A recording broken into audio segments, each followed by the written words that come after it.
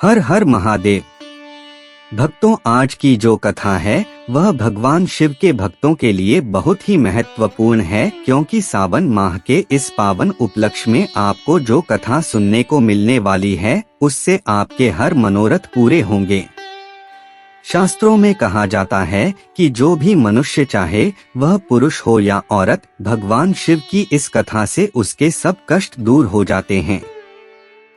आज हम आपको भगवान भोलेनाथ जी के ज्योतिर्लिंग अमरनाथ ज्योतिर्लिंग से जुड़ी हुई कथा सुनाने जा रहे हैं।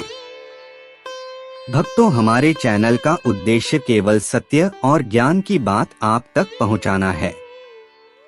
सनातन धर्म सभी धर्मों को समान आदर देता है। चाहे आप बुद्ध के अनुयायी हो, चाहे आप गुरु नानक देव जी के सिख धर्म से प्रभावित हो, आपको ये भली भांति पता होगा कि सनातन धर्म गुरु नानक देव जी हो, चाहे गौतम बुद्ध, श्री कृष्ण हो या महावीर, जीसस हो या मोहम्मद, सभी को उसी प्रकार आदर देता है और सच्ची भक्ति भावना रखता है जितनी भगवान भोले शंकर महादेव जी के प्रति। तो कृपया कथा को पूरा सुने और चैनल को सब्सक्राइब करके कमेंट में हर हर महादेव लिखना न भूलें। कथा का प्रारंभ करते हैं। अमरनाथ हिंदू धर्म का एक प्रमुख तीर्थस्थल है। यह भारत के जम्मू और कश्मीर प्रदेश की राजधानी श्रीनगर के उत्तर पूर्व में 135 किलोमीटर दूर समुद्र तल से 13,600 फुट की ऊंचाई पर स्थित है। इस गुफा की लंबाई 19 मीटर और चौड़ाई 16 मीटर है। गुफा 11 मीटर ऊंची है। अमरनाथ गुफा भगवान शिव के प्रमुख धार्मिक स्थलों में से एक है। अमरनाथ को तीर्थों का तीर्थ कहा जाता है क्योंकि यहीं पर भगवान शिव ने मां पार्वती को अमरत्व का रहस्य बताया था। कथा कुछ इस प्रकार है। जब माता सती ने हिमालय राज के यहाँ पार्वती के रूप में अपना दूसरा जन्म लिया, इससे पहले वह अपने पूर्व जन्म में महाराजा दक्ष की पत्नी थी, जिनका विवाह भगवान शिव के साथ हुआ था। कहा जाता है कि एक बार भगवान शिव और माता पार्वती दोनों एक साथ बैठे हुए थे। माता पार्वती ने भगवान शिव के कंठ में पड़ी मुंडमाला को देखकर बड़े आश्चर्य से पूछा कि आप ही मुंडमाला क्यों धारण करते हैं।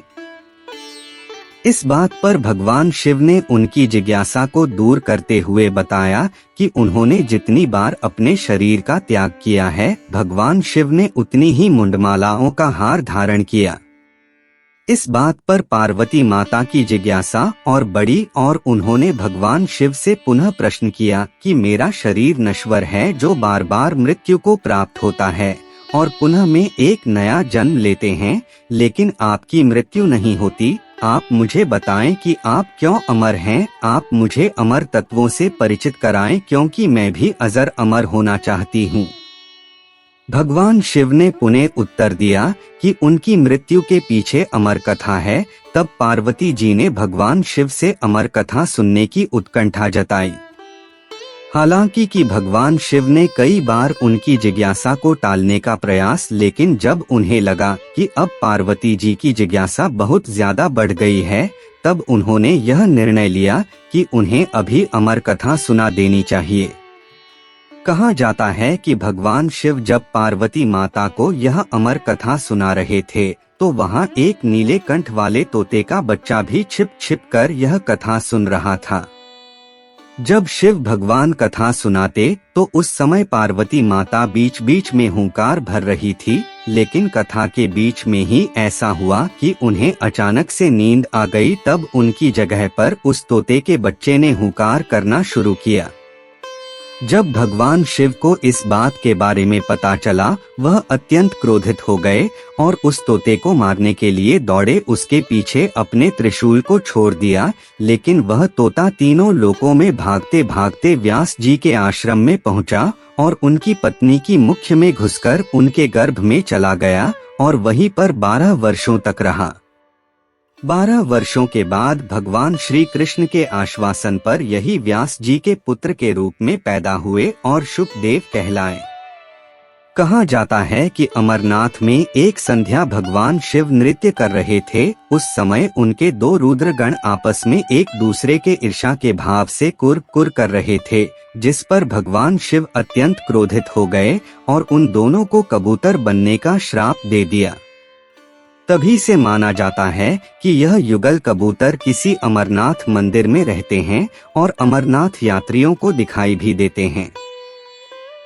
हालांकि कुछ लोग मानते हैं कि जब भगवान शिव पार्वती माता को अमर कथा सुना रहे थे, उस समय एक कबूतर के जोड़े ने उनकी कथा को छिपकर सुन लिया था, जिसके कारण वे दोनों कबूतर भी अमरत्व को प्राप्त हो गए और आज भी इसी गुफा में रहते हैं और अक्सर यह युगल कबूतर तीर्थ यात्रियों को दिखाई देते हैं।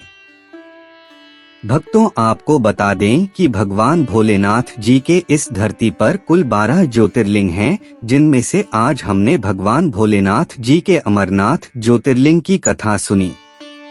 ऐसे ही बाकी ज्योतिर्लिंगों के पक्ष में भी बहुत ही सुंदर और रोचक कथाएं हैं, जो कि हम आने वाले वीडियोस में सुनेंगे और जानेंगे कि भगवान भोलेनाथ के ये सभी ज्योतिर्लिंग कहां से उत्पन्न होते हैं। सभी ज्योतिर्लिंग की कथा का वीडियो लिंक आपको डिस्क्रिप्शन में मिल जाएगा। हम आशा करते हैं कि हमारे द्वारा सुनाई गई भगवान भोलेनाथ की कथा आपको अवश्य पसंद आई होगी। चैनल को अवश्य सब्सक्राइब करें, क्योंकि आपको नई वीडियो की नोटिफिकेशन मिल जाया करेगी। वीडियो को लाइक जरूर करें। कमेंट बॉक्स में हर हर महादेव लिखना न भूलें। सावन के इस पावन माह में आपको हर तरह की खुशियां मिलें। धन्यवाद।